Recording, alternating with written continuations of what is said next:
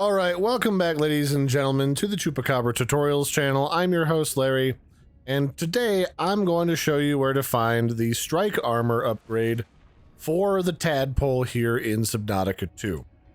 We are over here by the Research Outpost, about 1,300 meters from the Lifepod directly to the east.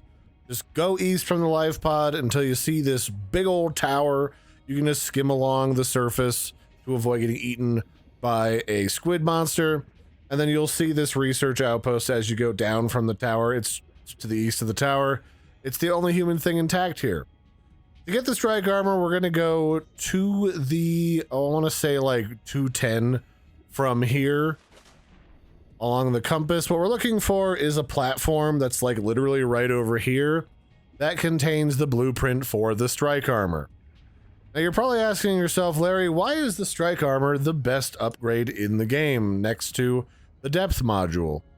And here we have the platform that has an audio log, and here is where you get the strike armor from this data box right here. And the answer is, when you actually equip 2 of these strike armors, you functionally make the Tadpole immortal to everything except crushing damage, which is just kind of a functional thing. Which means that you can pretty much just go full bore into stuff and smash your face into stuff, and it won't hurt.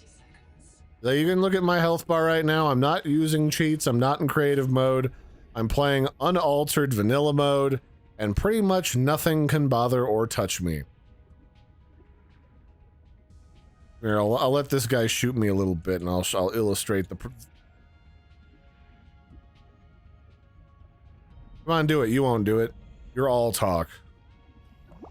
There you go, see? I'm completely invincible. You can even go get mauled to death by the Collector Leviathan and not give a single flip about it. Alright. So once you've unlocked the strike armor by going and grabbing that blueprint, you can go back to your modification station, and it should be available inside of here. Strike armor requires 2 enameled glass and 2 strontium.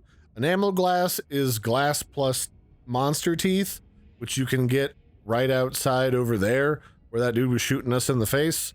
And then strontium, if I pull this out of here, strontium is just made with 2 celestine. So you're gonna want 8 celestine to make 4 strontium, and then you'll also need the like 4 enameled glass, and then you can become immortal like I am when I'm in my Tadpole.